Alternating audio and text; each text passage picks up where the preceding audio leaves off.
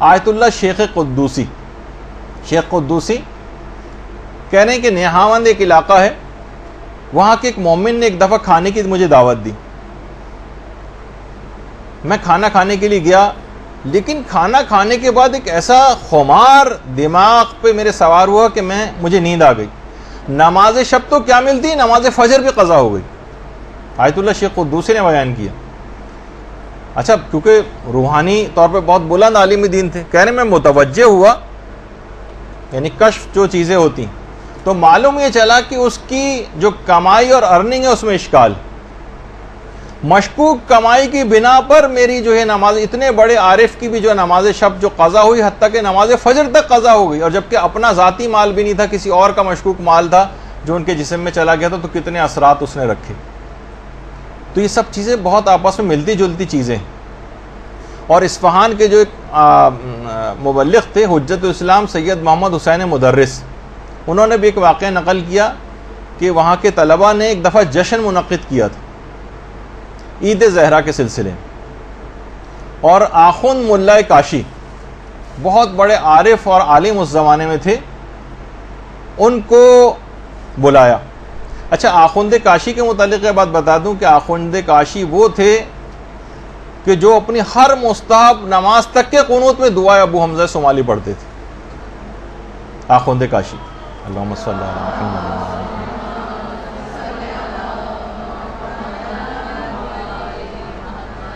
اور آخوند کاشی کہتے تھے کہ میں مدرسے کے باہر لگے ہوئے درختوں کی تسبیح کی آوازیں اپنے کانوں سے سنتا ہوں. اور ان کے جو شاگرد تھے وہ کہتے تھے، جن کا ایک واقعہ میں ایک دفعہ پہلے بھی پیش کر چکا ہوں، کہ جب ہم گئے تو ہم نے دیکھا کہ آخوند کاشی جہاں پر نماز پڑھ رہے ہیں تو اطراف کی جتنی دیواریں ہیں وہاں سے بھی تسبیح و تحلیل کی آوازیں بلند ہو رہی ہیں. اتنا بڑا عارف یہ دعوت جشن میں آئے، 9 ربیع الاول کا تھا، کافی رات تک جشن میں رہے اور دیر سے گھر پہنچے. رات کو سوئے تو فجر میں آنکھ کھلی، نماز شب کا وقت نکل چکا تھا، نماز شب قضا ہو گئی. اس کے بعد 17 ربیع الاول کا پھر دوبارہ ایک جشن منعقد کیا گیا مدرسے میں، اور آخوند کاشی کو پھر بلایا. آخوند کاشی پھر آئے اور وہاں پھر دیر ہو گئی، اور گھر گئے تو بعد میں انہوں نے بتایا کہ اس رات کو میں نے پیغمبر اسلام کو خواب میں دیکھا.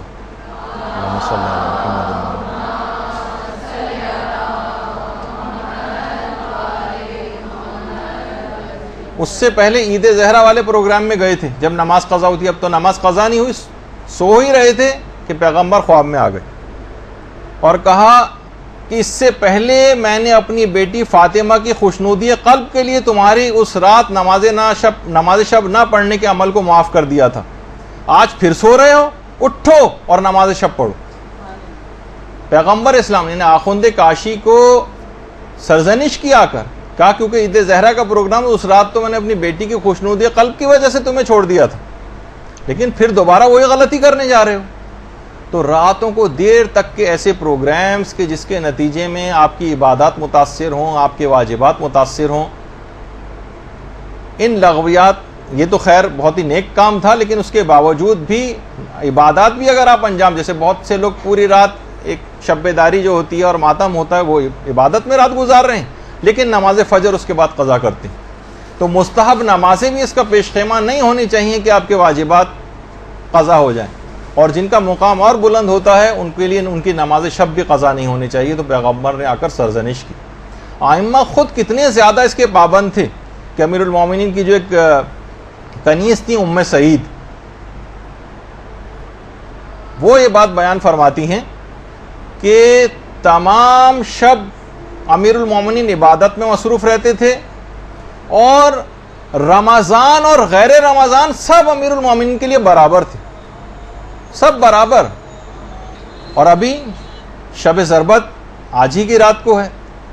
جب مسجد کوفہ کے لیے نکل رہے تھے تو آسمان کی طرف دیکھ کر امیر المومنین نے یہ بات کہی تھی کہ اے صبح گواہ رہنا کہ کبھی ایسا نہیں ہوا کہ تو طلوع ہو رہی ہو اور علی سو رہا ہو. درود بھیجیے محمد عالم.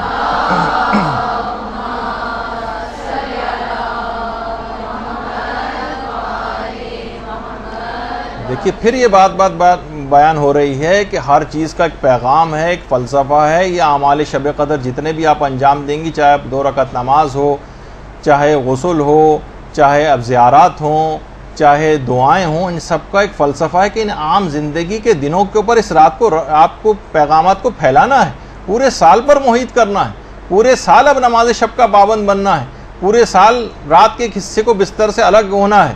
اور یہی وجہ ہے کہ جو سجدے ہیں، یہ جو نمازیں ہیں، یہ اس حد تک سوچی کہ جو ہستیاں ان کی اہمیت سے واقف تھیں. جیسے کہ حضرت مریم کے متعلق ملتا ہے کہ جب اسرائیل ملک الموت آئے تھے ان کے پاس اور آخری خواہش ان سے دریافت کی تھی، تو انہوں نے کہا تھا کہ اتنی مہلت مجھے دے دو کہ میں سجدے میں چلی جاؤں اور اس کے بعد پھر میری روح کو نکال لینا. اور ہمارے علماء میں سے شیخ جواد انصاری حمدانی، جن کا اکثر تذکرہ آتا ہے، یہ خود فرماتے ہیں کہ حمدان میں ایک مومن نے، اچھا خود حمدانی تھے، اور جب بھی کبھی علماء اس طرح کی کوئی بات کرتے ہیں تو اپنا ذکر نہیں کرتے. ایک مومن کے ساتھ ایسا ہوا جبکہ خود مراد ہوتے ہیں. کہتے ہیں کہ حمدان میں ایک مومن نے نماز شب کے لیے جب وہ اٹھا تو دیکھا کہ 500 گھروں کی جو حدود ہے حمدان میں، اس میں ایک گھر میں زمین سے آسمان کی طرف ایک نور ساطع ہو رہا. باقاعدہ رسالہ جو لقاء اللہ ہے اس کے اندر بھی یہ واقعہ ہے. تو اسے الہام ہوا اس مومن کو کہ اس مکان میں حضرت حجت نماز شب کو ادا فرما رہے ہیں.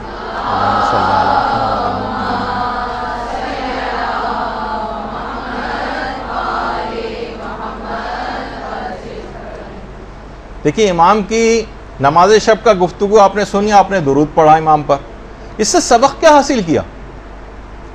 کتنوں نے عہد کیا اس بات کو سن کر کہ ہم حضرت حجت کی اس عمل کی پیروی کریں گے آج سے اور نماز شب کے پابند بن جائیں گے. طریقہ کار وہی رکھیے گا تاکہ بیچ میں سے ایک دم سے 11 رکعتیں پڑھنی شروع کر دیں گی تو اگلے دن سے نہیں پڑھیں گے. 1 مہینے تک 1 رکعت، اس کے بعد پھر 3 مہینے تک 3 رکعت، اور اس کے بعد پھر آپ بڑھاتی چلی جائیں گی تو کوئی طبیعت کے اوپر بار محسوس نہیں ہوگا.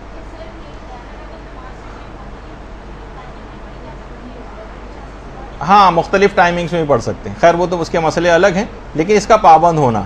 برحمتك يا أرحم الراحمين وصلى الله على محمد وآله الطاهرين.